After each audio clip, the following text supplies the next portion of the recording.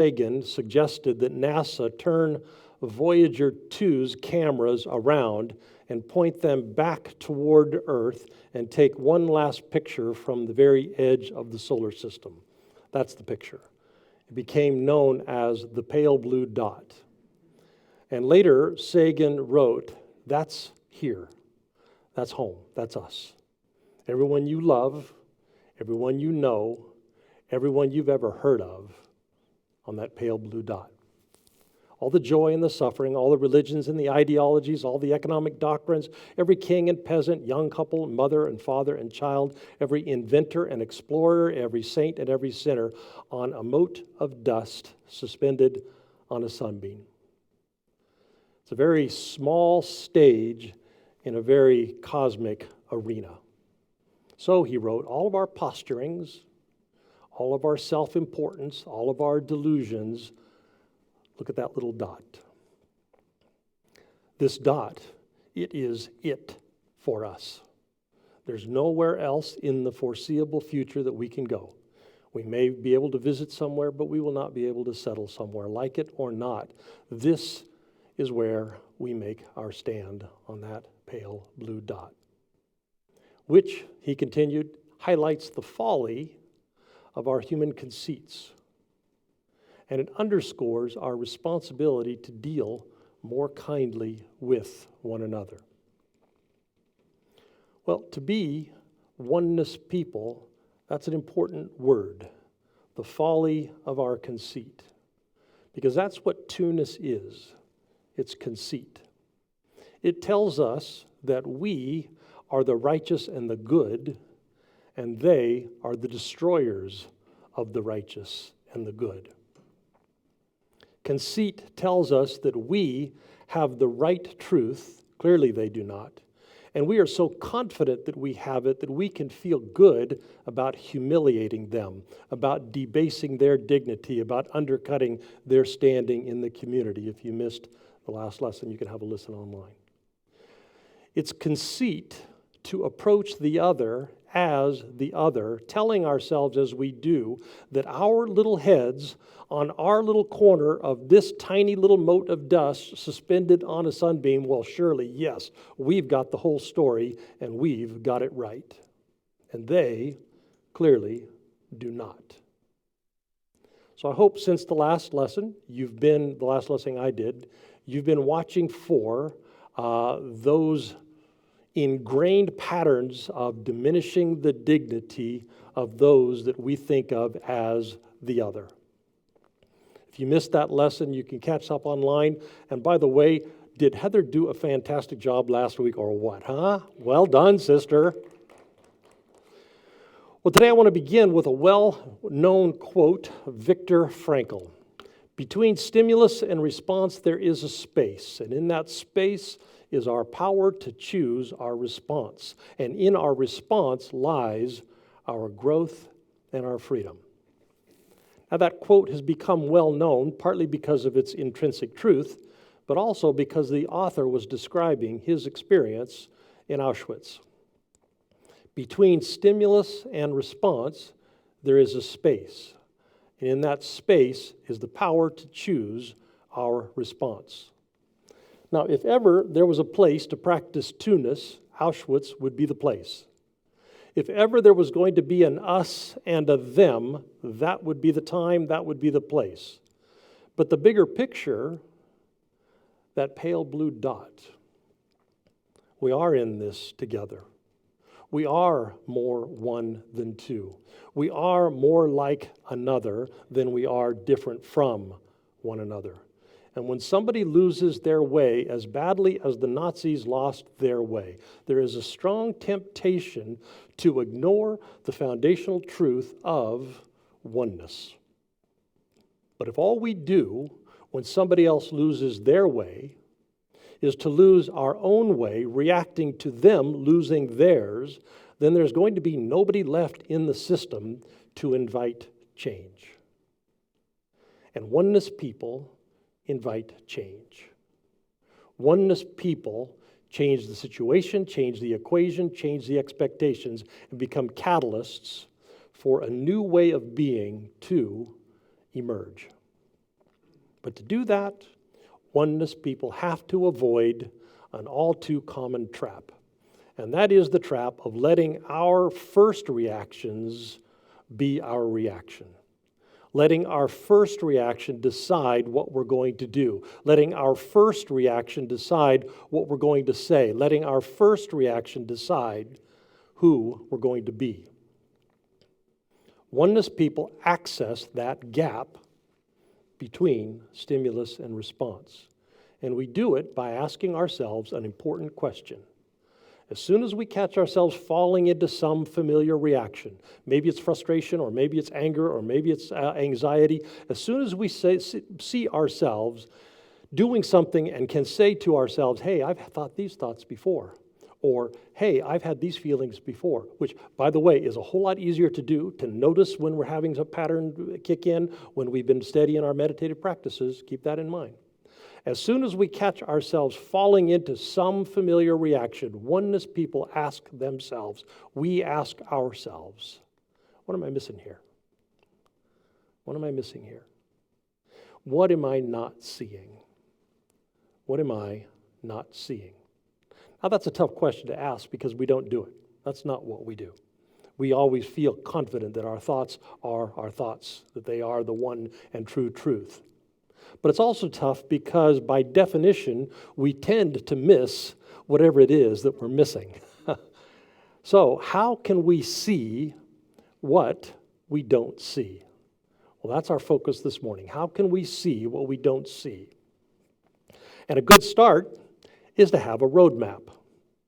A good start is to listen to what the perennial spiritual tradition has given us, which is one of a whole bunch of roadmaps. Hey, look here, the tradition tells us. If you look over in this area, you're going to find what it is that you've been missing. Hey, how about you train yourselves this way to suspend those habitual judgments? Hey, how about you shift your perspective from one viewpoint to many viewpoints, and particularly to embrace the viewpoints of someone else? Here's how, the tradition tells us, to let go of preconceived ideas. Here's how, the tradition tells us, to let go of those fierce commitments to some predetermined outcome. Because if you get too set on some outcome or another, you're going to actually work against a new future emerging.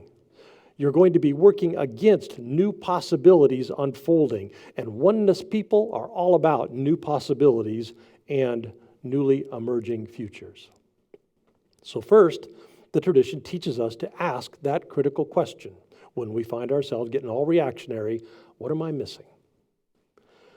What are my blind spots? What am I not seeing? But then the tradition comes along and says, well, here's a roadmap. I'm going to give you 3 areas, the tradition tells you, where you can explore and you can train yourself and you can do this training alone, you can do it with spiritual friends.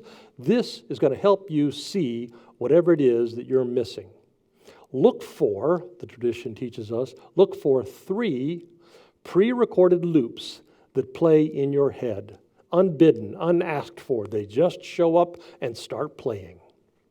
Loops that kick in uninvited, and they kick in all the time. We pick these loops up from friends, we pick them up from family and from teachers and from media. Loop number 1 is a judging loop that plays in our heads. Loop number 2 is a mocking loop, and loop number 3 is an anxious loop. Judging, mocking, anxious. First, let's look at the judging loop. If you think about it, judging begins with certitude. You got to believe that you know the whole story before you start judging somebody else for not knowing the whole story. Once we know that we know all there is to know about knowing, our thinking at that point gets very black and white. It gets very either or. But the thing is, we don't. We never know all there is to know about what there is to know. We may actually get to the place where we know all the facts. But even if we get to the place where we know all the facts, which is a lot rarer than we think it is, we don't usually know all the facts. But let's just say that we could get to the place where we know all the facts. What we do not know is we do not know the person across from us in the divide. We don't know their experience. We don't know what it is that our brains have shut out about them that will help us hold on to our black and white view. We don't know their hearts. We don't know what could potentially open their hearts. We don't know the possibilities that exist inside of them. We don't ever know. Now, we've noted a lot of times how our brains are designed to conserve energy, especially under threat. And to do that, our brains tend to reduce complexity down to making things very, very simple. We tell ourselves, especially under threat, things are this way, they're not that way, snap decision, we're not dealing with complexity, it's black and white, it's either or. It's a brain trick that's designed to help us run away from the jackals. But, except when that's the case, except when we are running away from the jackals, it's a brain trick that does not serve us particularly well. When we make fixed judgments about people and about circumstances, we assume there is a good and we assume there is a bad. And more importantly, we assume we know what the good is and we know what the bad is. This would be a really helpful exercise. If you've got something to write down on, you might want to jot this as a note to yourself. Google this phrase, is there such a thing as good or bad? And when you start pulling on the thread of a few really good articles, you're going to find how easy it is to fool ourselves following this conserve energy brain pattern and become very simplistic in our thinking and become very wrong in our thinking. Because one of the key insights of the spiritual tradition is that everything belongs. Light and dark, warm and cold, pain and pleasure, everything belongs. I don't think there are many who, looking back over the most painful times in their lives, cannot see what happened in those moments that could have been transformative or in many cases is transformative, has changed who we are. But when we strip all the complexity of life down to saving system resources in our brains, we are doing the very antithesis of, what am I missing? We are shutting down open curiosity. We are shutting down honest exploration because we know. We know all there is to know about all that can be known, and we don't. Now, here's something that I bet you've noticed. When we do that, when we do make those easy judgments, they're usually negative. We tend to label the circumstances bad because what we're doing under threat is dealing with something that is causing some moment of pressure, some moment of anxiety, some moment of energy that we are not particularly fond of, and then we take all of that internal discomfort and we project it as a judgment. And we take all of that and we put it outside of ourselves on some external thing. And so the projections that we do are usually negative because they're responding to an interior state of discomfort. Bad feelings inside turn into harsh judgments outside, something out there. Now, that can be very comforting to take all that interior energy and project it onto somebody else. It can help us make it through the night. But the pale blue dot. It all belongs because it's all here. And this is what we've got. We all belong. So, the spiritual tradition insists that we not do that. Insists that we not feed the judgmental brain loop. You remember all those judge not texts that our ancient scriptures have. Because if we do extend those interior discomforts into an external judgment, there's very little chance that new solutions are going to emerge. There's very little chance that new insights or new understandings of the other are going to emerge. This is why we meditate, because one of the things that meditation does is turn down the volume down on our judgmental brain loop. This is why we practice self-awareness, why Robin has led us to work in groups together, dismantling our Enneagram types, because this is how we turn the volume down on our brain loops. This is how we answer the question, what am I missing here? What don't I see? Quiet the judgmental brain loop, and new possibilities can emerge. Quiet the judgmental brain loop, and we can begin to see oneness opportunities that have eluded us, because they are everywhere if we have eyes to see them. Now here's the thing. The judgmental brain loop leads us right into the mockery brain loop.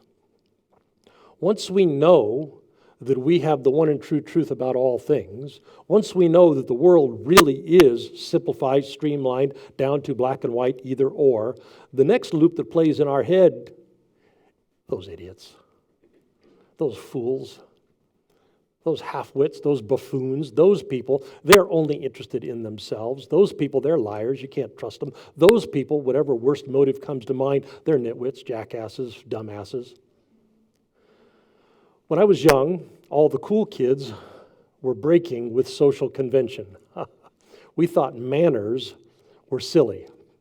Which fork to use, how to hold a cup. We dismissed manners because we felt they were out of touch. We felt that they were contrived. We felt that they were constrained. And so we flouted social convention.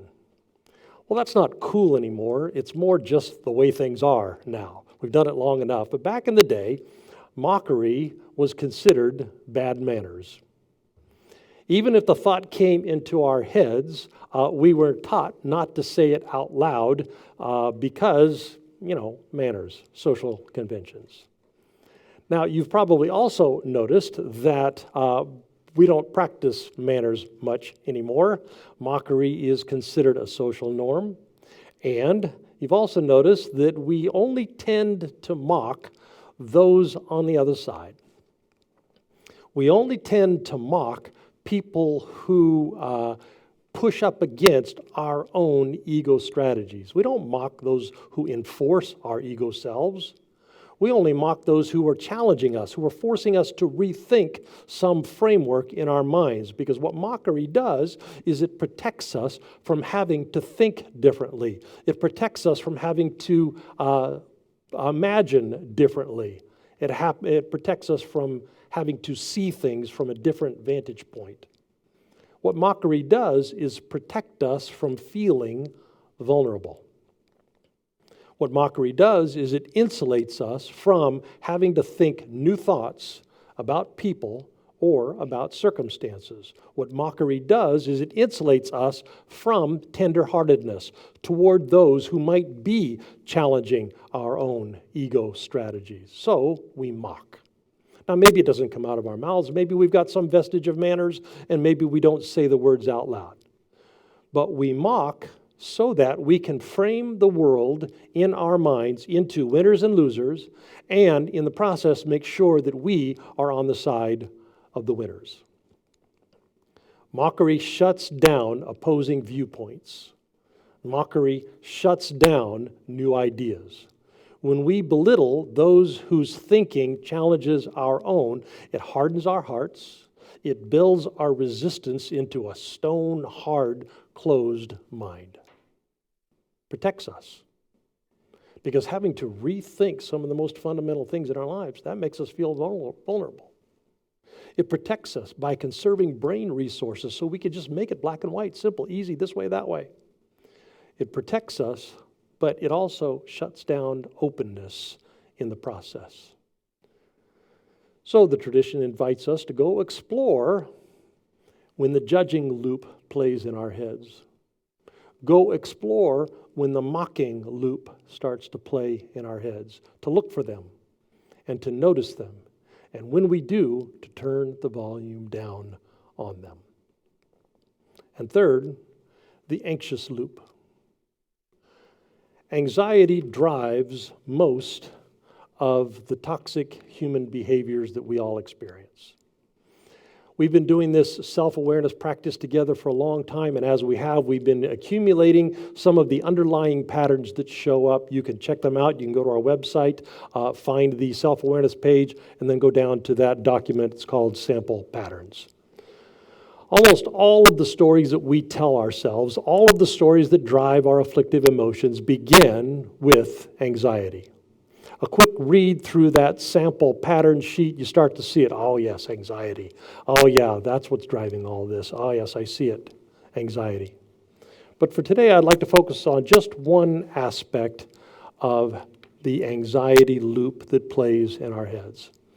How anxiety keeps us from considering new alternatives, especially alternatives that would upend the status quo, especially alternatives that would change the way things have been. Because even if the status quo is painful, the anxiety loop in our heads tries its best to keep us from changing the status quo. It tells us to not consider other options. It tells us to not consider other ways of thinking, to not consider other ways of being, because if we do, probably trouble. This head loop focuses our attention on worst case scenarios, the scariest scenarios. It tells us the world is not a safe place. It tells us that we are in danger. It tells us that there is bad right around the corner. So, better not consider changing our thinking. Better not consider changing our hearts. Better not consider changing our minds. The book that I mentioned would be a good companion for this lesson. There's a paragraph or two in which the author talks about our current media environment, and he calls it an assault on the mundane. An assault on the mundane. Because the mundane is most of every day of our lives. The lives of most people, most of the time, pretty predictable. Actually, pretty boring. And the thing is, we kind of like it that way. Who among us would not prefer a neighbor who's very nice, even if a little bit boring?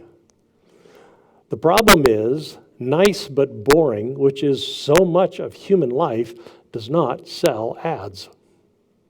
It's precisely because so much of life is nice but boring that Silicon Valley keeps dishing out a steady drumbeat of the sensational.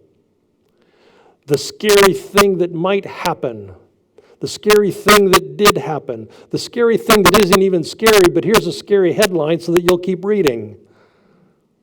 One of the quotes in the book said, "News is to the mind what sugar is to the body." Because what media does is exacerbate an already existing disposition that we have inside of our minds. Because what it's trying to do every day is to convince us that life isn't what it is. Most of the time, nice but boring. And if we believe it, which we are disposed in our brains to do, it does close down the possibility of new ideas. It does close down the possibility of new realities emerging. It will send us running back to the status quo, which feels safe. When the anxiety loop is playing in our heads, it is telling us over and over and over again, the unknown, probably trouble. The unknown, probably harm. And when it does, it shuts down the emergence of new possibilities. Now, once we decide that we're going to become oneness people living in a two-ness world, we're going to run afoul of other people's two-ness.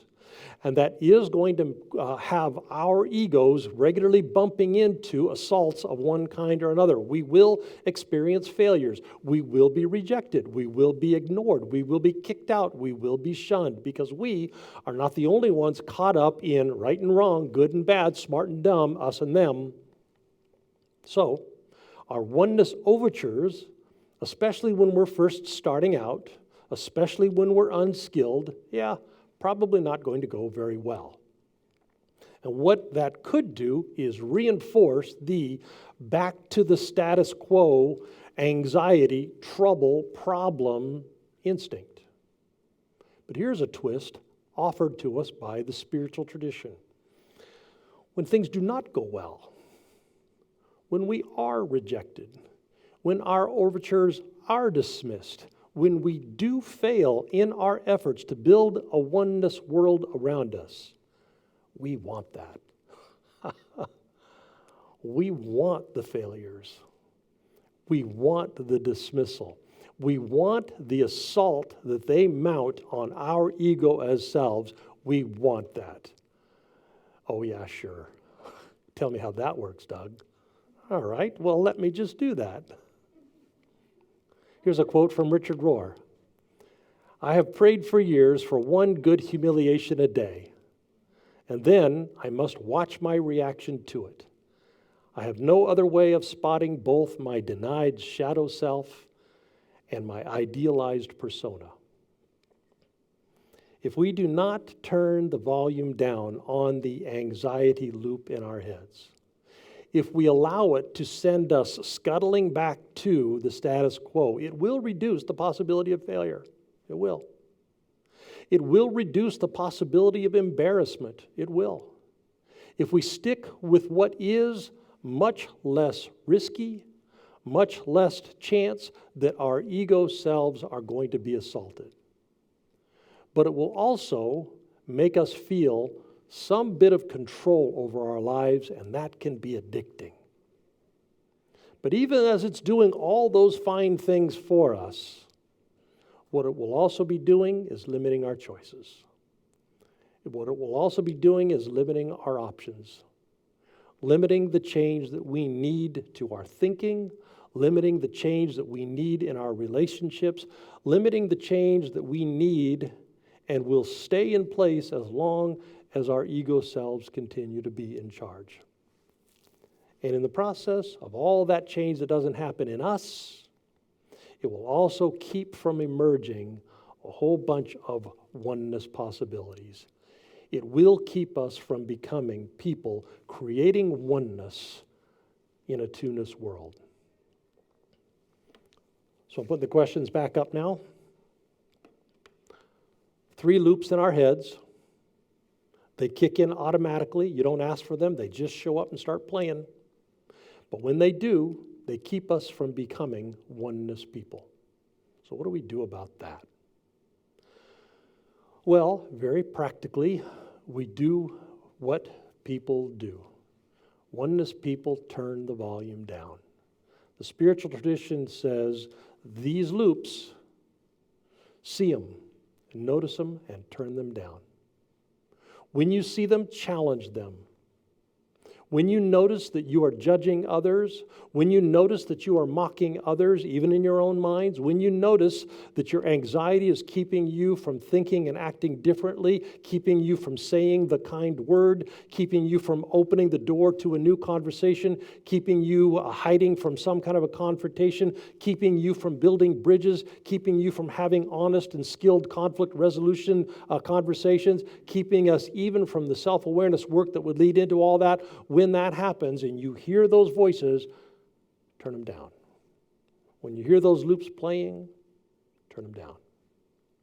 Because it turns out that the spiritual tradition is all about the emergence of new possibilities, because life is not certain. Life is not fixed. We do not know everything there is to know about what there is to be known.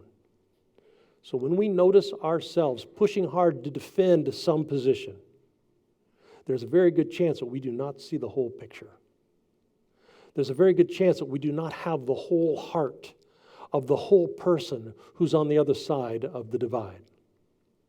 So all of the things that we do, meditation, self-awareness practice, dismantling our Enneagram type, authentic community, talking together about our souls, and noticing. That's what we do. We notice the loop when it plays in our heads. And when we do, we turn it down. There's the judgment loop. I see it. Okay, I'm stepping back. I'm going to suspend judgment a little bit. I'm not going to take that path of least resistance that my brain likes to go. There's that mockery loop playing again. There's that anxiety holding me back loop. I see it. I'm stepping back. I'm not taking that path of least resistance. And we've got to be intentional about this process, because we, living in the society and the time and place that we do, We face some very fierce headwinds because all the while that the spiritual tradition is telling us to turn the volume down, our society is telling us to turn it up. Our society encourages us to follow those loops in our heads, enforces them every day, tells us that they're normal, tells us that it's the witty people who mock others, it's the wise people who judge others, it's the prudent people who stick with the status quo. What we called in that lesson, the hero's journey, the village norms, those village norms do everything they can to make sure that the ego self does not feel vulnerable. Those norms do everything they can to make sure that we will not be suspicious of our own thinking, that we will not acknowledge that the false self has captured us some time ago, that we will not suspend judgment, that we will not curtail mockery, that we will not be suspicious of our own thoughts, that we will not recognize our own compulsions. But the spiritual tradition, on the other hand, encourages us to do all of those things and to recognize that we are not our thoughts. We can suspend them. We can quiet them. We can set them aside. We are capable of turning the volume down. We are capable of accessing the gap between stimulus and that habituated Pavlovian thought response. The spiritual tradition tells us there is something deeper. There is a divine center. There's a deeper wisdom. There's an inner knowing. There's an inner light. And that's where we go to become oneness people. And here's the thing. It happens all the time. It's not even that hard. Get into the environment that we call working the circle. Get into the environment where we encourage one another to other ways of being, and it's not long at all before the volume on those loops, we do start to see it, and we can start to turn it down. And so, indwelling divine, may that be so in us. Lindsay's going to sing our closing prayer today. This song is 1,200 years old. Uses traditional language, traditional images for the divine, and yet, even in our ancient past, was inviting us to find and to live from the interior light that we carry within. Lindsay.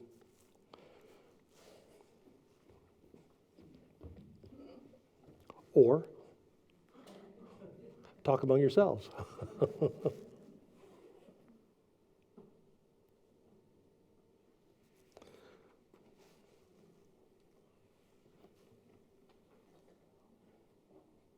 Guitar not working? Oh, capo.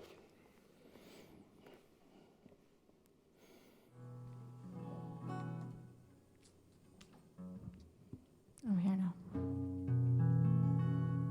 All right. That's all right. We've got time.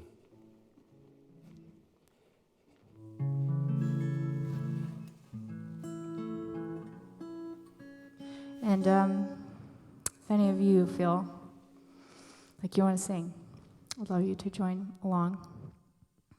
Just as a prayer to be more in touch with inviting the inner wisdom, inner light, rather than those other voices. And there's a really simple refrain that we added to this that just goes, dwell in me, that if you'd like to sing along, I'd love you to join. Okay.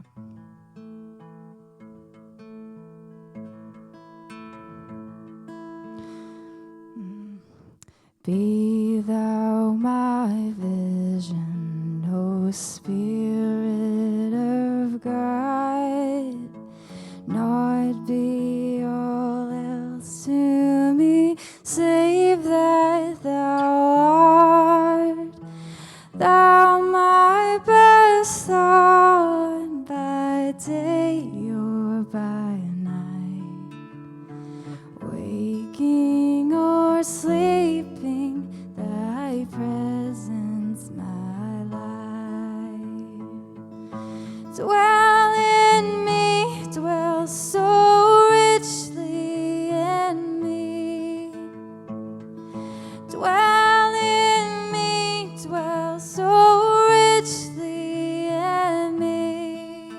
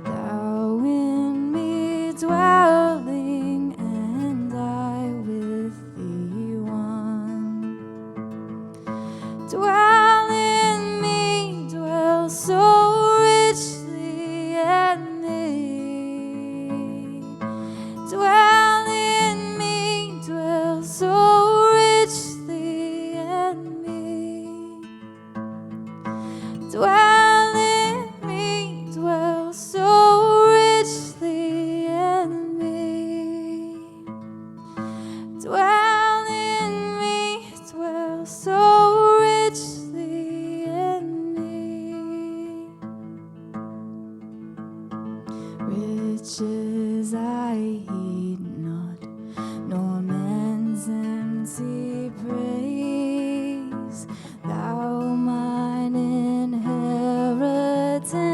now and always.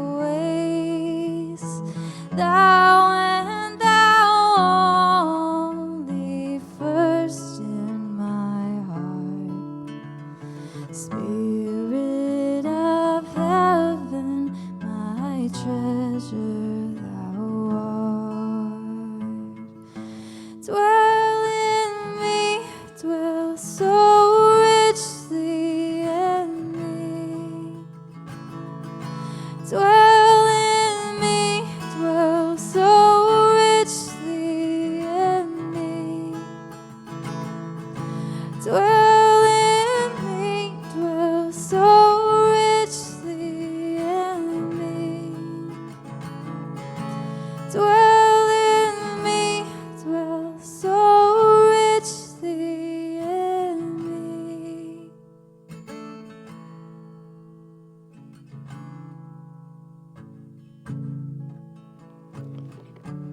Well, may it be that we access that which is deeper in us than the loops that so consistently play in our minds. May we be accessors of the interior light, the interior divine, and live accordingly, oneness people in a two-ness world. Amen. Well, if you would, please prepare your offerings. Scott sent out a finance letter this week or last. 4 months in a row, we have